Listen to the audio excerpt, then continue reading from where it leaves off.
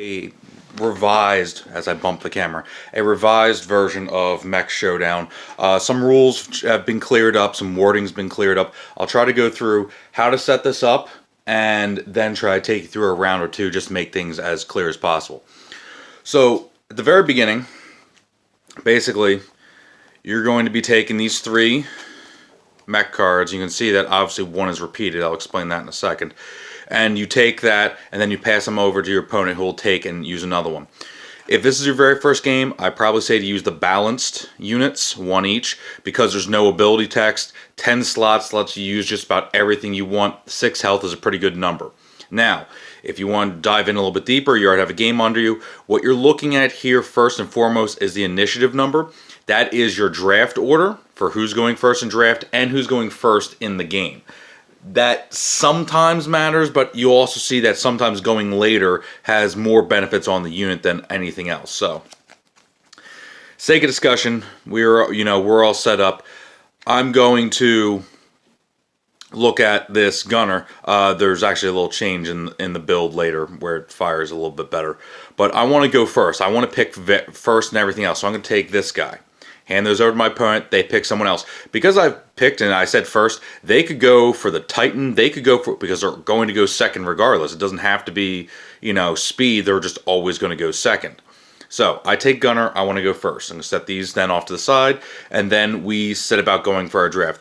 The number you're going to be looking at for you is 8 slots. Now you'll see that this has special text referring to a ballistic. That's anything with the bullets on there. That's your missiles, machine guns, cannons, things that aren't energy based. That's, there's only 2 kinds. There's only energy and ballistics. That's basically it. So 8 slots, do with as I please. I say, you know what? I really like this Gauss rifle. It takes 5 slots. Attack value of 5, exhaust value of 3, damage value of 3. So let's explain what this is. Obviously, this is a weapon. 5 of my 8 slots are going to be taken. Now, when this gets put on my unit, for when we play, we're here. The moment I go to fire it, which takes 1 action on my turn, I have to exhaust it 3 levels. So 1, 2, 3.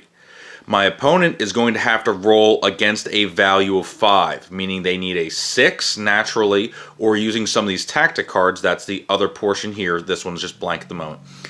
The other portion there to boost their pre-roll results. Now, if they don't beat that attack value, they will take 3 damage. And I'll say something like this, that's half the life. If you hit a speed unit, you're going to drop them from 4 to 1. It's going to go very quickly. So, an investment, but kind of worth it. The exhaust value is kind of the balancing mechanic. To reload a weapon, you must unexhaust or reload for each level, which is usually 1 action. There are cards that let you do other things. So this would take 1 more action, 2 action, 3 action before I can fire it again. You get 2 actions on your turn, 2 actions on your opponent, assuming you're playing a 1v1 game. That means I literally can fire every turn, but I'm going to have to give everything else up. Maybe that works, maybe it doesn't. Who's to say? That's kind of the gamble there. So they go ahead, they pick a card. I have 3 more left. Maybe I want an extra weapon, like maybe I go up here and get this SRM for 2, short-range missile. Maybe, I want the armor plating to get 2 more health out of it because I feel a little vulnerable. This quick draw system, which will help with the reloading process. Likely this is going to end up on there. I'm not telling you how to build everything, but you'll kind of see some things come together. So, just as a quick aside, while I have all the cards here, I'll try to clear up any sort of rules that kind of come up. The one that has been discussed is NARC. Now, this stands for something. I'm not going to go into what it is right now. Basically, it would fire out a special, pod that would magnetically seal on to another mech, and it would increase accuracy. To kind of bring that into the game, you do this before firing and only works on missiles. And you'll see things like the SRM, the MRM, they say missile, so you'll know what this works on. You can exhaust this, so it's here. Sorry about the auto. And it goes there. Yes, you can hear my kids in the background. To increase 1 damage or 1 value. That's going to be changed in a second. It's going to be 1 attack. So you can basically increase the accuracy or the damage output, but you have to do it before the defense dice are rolled. Okay. Now, some of the other fun ones. So here's an energy-based one. That matters more in the second set. This is just the first set. If I successfully hit, I get to exhaust 2 of their weapons. Seems pretty good, you know, because a PPC is basically almost like an ion shot. You know, if you're familiar with anything like Star Wars, Star Trek, any of those, it's somewhere between stun, but that also does do damage. Now, if you're looking at all these letters, that's machine gun, anti-missile system. Normally, you would not take one of these by itself. To bring this into the game, we simply combine them. So, if it's your turn, you can use it as a 2-value attack. Not the greatest, but you know what? If you got nothing better to do, it does it on its own. Or, on your opponent's turn, if they go to fire at you with a missile system, I can exhaust it to add 1 defense if they're using missiles. It matters a little bit. It does stuff. It takes up 1 slot. It's a card that sometimes when you like it, it does stuff, otherwise it doesn't. Now, it has auto reload. Auto reload, at the beginning of your turn, reloads 1 level of exhaust. So it goes here, click. In some of the later portions, you would see something like here, the auto cannon.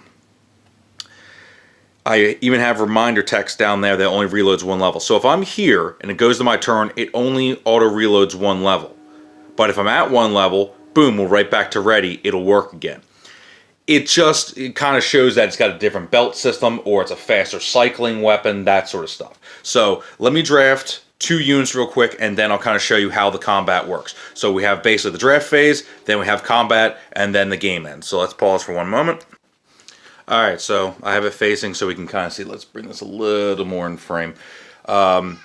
Since obviously they chose the gunner first, the opponent was like, you know what, I'm going to pick Titan because it can carry and get more use out of the plate armor. So its health is effectively 11, 8 there, plus 3 from the plate armor, which makes it a really uphill battle. And it's got a couple of weapons to kind of duke it out. So anybody's game at this moment. We then are going to shuffle this deck, deal 3 to each player,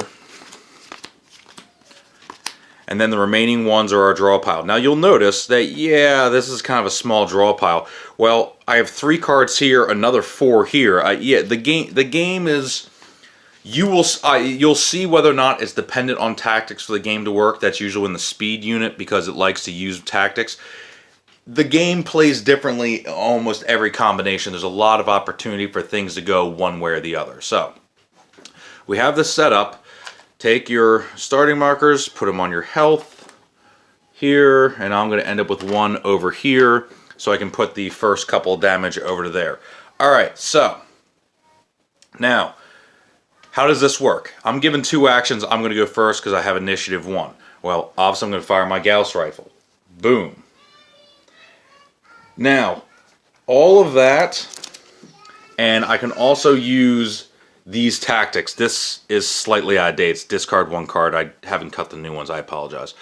If I wanted to make sure I got a hit, I probably would have played this first. So let's slow ourselves back. Let's play this first. So I have my 2 actions. First one, +2 attack, must be used before firing. Put that in our discard pile right over there. So +2 attack and fire. I'm firing basically at a value of 7. So that means that unless they have some tactics, we'll look at their hands, see if they have anything that's going to help save them. They might be able to. They have some options. So they have 2 actions. I've used my 2. They have 2 that are going to go on. So we'll just put this here as a reminder for a moment. Use 1 to play this to gain 2 actions. So they lost 1, and now they're going to gain 2. So here we are. You know what? They'll do it again. Lose 1, and then gain 2. They're going to draw some cards. See if they can find a defensive one. Boom. Draw 1. Now that's not going to help. Use another. Draw 1. Kids are really going at it. Lost it. I actually have a chance. I'll use one of my actions. Discard 1 card to get +2 defense. Do it before rolling. So I will play this. So I'm +2 defense, which effectively negated the previous one. So I just need to roll a 6 or better. I still have 1 action left. So I'm going to roll against a 7. I'm at +2. 6. It must be higher, so it didn't work. Play my last action. Reroll any defensive die. So my last action, all I have to do is roll a 6. Shouldn't be too hard. Rolled it. I don't take any damage. I played 2 actions here. This one, through all of its stuff, did use its 2 initial actions. Then we flip over. It's now their turn. They have no cards in hand. The only way to get cards, you don't get any automatically, is to use one of your actions to draw a card. So they're out of cards, so they're probably just going to rely on their weapons to get some of the work done. So they will. They're like, all right, it's my turn. I'm going to use my first action to fire this value 5 card, auto reload, all this stuff. But it says must discard 1 card to fire. So let's wind that back. I'm going to use one of my 2 actions to draw a card. Shuffle a discard. Okay, I'm going to draw a card. Then my second action, I'm going to fire. I have to discard to fire. All right, did that. Those are my 2 actions. This player is going to defend against a value 5. And if they can't, they're going to take 2 damage. So, defense. Do I have any defensive cards? I do. I'm going to use this one. So I've used 1 action here, so I'm +1 defense. They've each used 2 actions, used 1 action. Roll. Did not. Alright, well, this whole thing reads that basically it's only going to exhaust 1. This guy is now going to take the 2 damage off of that. Tick, tick. End of their turn. I still have 1 more action on this turn. I'm going to use this. It says it does not use an action to reload 1 level, and then I'm going to use my then we'll use my second action because this one didn't use any to reload another, and it comes over to my turn.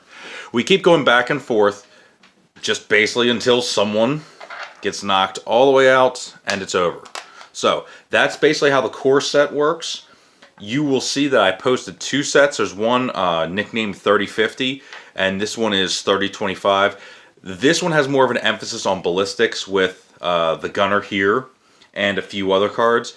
The other one, and then the 3050 just kind of mentions a few alternates and a slight more emphasis on energy. That's it.